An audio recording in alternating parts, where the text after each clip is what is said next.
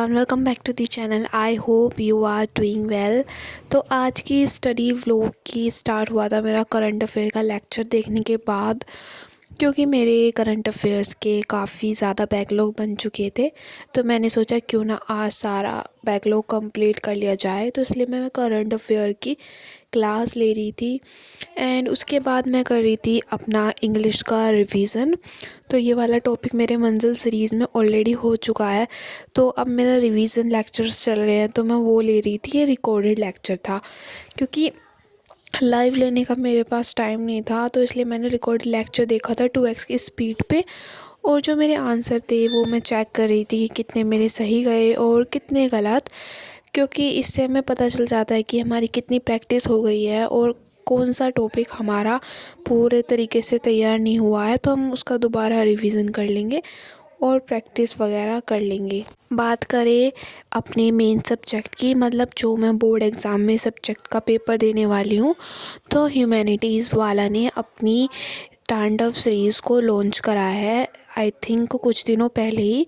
तो वो हमारा मतलब वीकली शेड्यूल बनाएंगे और उसमें हमारा हर सब्जेक्ट का एक एक चैप्टर पूरे वीक में कराने वाले हैं। तो अगर आपको अपनी प्रैक्टिस करनी है तो आप वो वाला लेक्चर अटेंड कर सकते हो। मैं भी वो लेक्चर अटेंड करूँगी पर लाइव नहीं देखूँगी, क्योंकि उसमें काफ़ी ज़्यादा टाइम चला जाता है, इसलिए मैं रिकॉर्डेड लेक्चर देखने वाली हूँ, वो भी 2x की स्पीड पे। क्योंकि जब भी मैं लेक्चर को रिवीज़न करती हूँ तो मैं 2x की स्पीड पे देखती हूँ, इससे मेरा टाइम भी वेस्ट नहीं होता और वो मैं लेक्चर भी पूरा कंप्लीट कर लेती हूँ। तो आप उनके चैनल पे जाके शेड्यूल देख सकते हो कि इस वीक में कौन से चैप्टर कराने वाले हैं, और नेक्स्ट वीक का शेड्यूल अभी शायद नहीं आया, तो 1-2 दिन में वो आ जाएगा। फिर आप अपना रिवीज़न उस सीरीज़ से कर सकते हो। जो पुरानी सीरीज़ थी पिछले सेशन की, मैंने वो भी देखी थी। वो मैंने स्टार्टिंग में देखी थी जब मेरी 12th क्लास स्टार्ट हुई थी, तो मैंने जून की छुट्टियों में वो वाली तांडव सीरीज़ देखी थी। वो काफ़ी ज़्यादा अच्छी होती है क्योंकि उसमें ये PYQs कराते हैं और टॉपिक वाला जो होता है, टॉपिक से रिलेटेड किस तरीके से हमारे बोर्ड में क्वेश्चंस आए वो सब चीज़ें बताते हैं।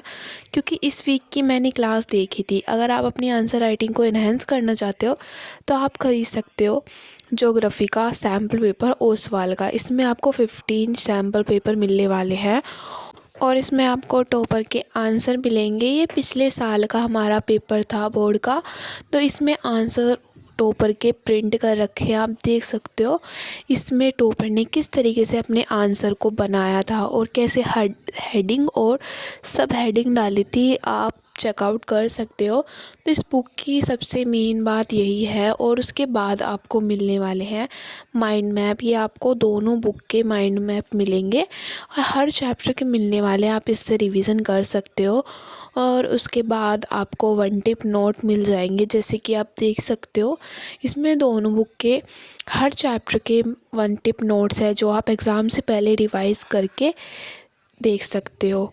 और उसके बाद आपको 5 सैम्पल पेपर मिलेंगे सॉल्व वाले, क्योंकि इन्हें सॉल्व इसलिए कहा गया है क्योंकि एंड में इनके आंसर है, तो आप चेकआउट कर सकते हो। और उसके बाद आपको मिलने वाला है सेल्फ असेसमेंट के भी पेपर, जो कि वो भी 5 ही मिलेंगे सेल्फ असेसमेंट के, तो आप उन्हें भी चेकआउट कर सकते हो। इनके आंसर चीट शीट में दिए होंगे जो कि एंड में होगी, तो आप देख लेना। और इसके बाद आपको 5 प्रैक्टिस पेपर मिलने वाले हैं जिनकी आंसर नहीं होगी, तो आपको वो अपना आप प्रैक्टिस करनी है। तो ये बुक मुझे काफ़ी ज़्यादा अच्छी लगती है अपने क्वेश्चन आंसर प्रैक्टिस के लिए। और इसमें आप देख ही सकते हो हर टाइप के क्वेश्चन मिलेंगे और सारा बोर्ड पैटर्न के हिसाब से मिलता है। तो ये बुक इसलिए मुझे काफ़ी ज़्यादा अच्छी मिलती है। एंड में इसके आपको आंसर मिलने वाला है। और इससे मैंने कल एक सैम्पल पेपर सॉल्व करा था, जैसे कि आप देख सकते हो। इसमें मैंने मार्किंग भी करी है, कितने क्वेश्चन मेरे सही गए और कितने नहीं। MCQ मेरे काफ़ी गलत गए थे क्वेश्चन आंसर के मुकाबले, और क्वेश्चन में मेरे कुछ पॉइंट मिसिंग थे, तो मैंने उससे हटा के नंबर दिए थे। जैसे 5 नंबर का क्वेश्चन है और एक पॉइंट मैंने नहीं लिखा, तो मैंने उसका नंबर नहीं दिया था, तो मेरे 60 में से 47 मार्क्स आए थे। ये काफ़ी ज़्यादा अच्छे हैं मेरे प्रीवियस सैम्पल पेपर से, क्योंकि जो मेरे प्रीवियस सैम्पल पेपर थे वे इतने अच्छे नहीं गए थे।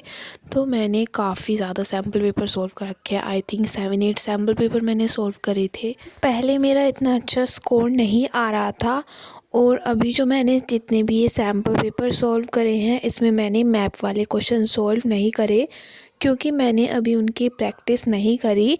वैसे तो थोड़े बहुत मुझे आते हैं, पर मुझे उनकी और प्रैक्टिस की ज़रूरत है। इसलिए मैं पहले सैम्पल पेपर सॉल्व करे, क्वेश्चन आंसर्स और केस स्टडी, एमसीक्यू, ये चीज़ें सॉल्व करी है, उसके बाद मैं करूँगी। और जितने भी मेरे क्वेश्चंस गलत आए थे जिन टॉपिकों से, या फिर कह सकते हो जिन चैप्टर से, तो फिर मैंने उन्हें दोबारा रिवाइज़ करा था। सबसे ज़्यादा मेरा ह्यूमन डेवलपमेंट वाले इंडेक्स का से रिलेटेड जो क्वेश्चंस थे उनमें थोड़ी बहुत गड़बड़ी हुई थी, और एमसीक्यू भी मेरे उसी में गलत गए। तो इसलिए मैंने वो वाले चैप्टर को रिवाइज़ करा, क्योंकि जो अभी कॉन्सेप्ट क्लियर नहीं हुए तो आगे तो उतना टाइम ही नहीं बचा। बोर्ड्स काफ़ी करीब है अब, तो मैं इसलिए सोच रही थी क्यों ना इनका अभी रिवीजन करके ये वाला टॉपिक मेरा ख़त्म हो जाए। तो बेसिकली आज की वीडियो मेरी यही थी कि किस तरीके से मेरी तैयारी चल रही है, और मैं सैम्पल पेपर सॉल्व करके उसकी मार्किंग स्कीम कैसे करती हूँ। और आप भी रोज़ एक सैम्पल पेपर तो ज़रूर ही सॉल्व करे करो। आज की वीडियो में बस इतना ही। Thanks for watching.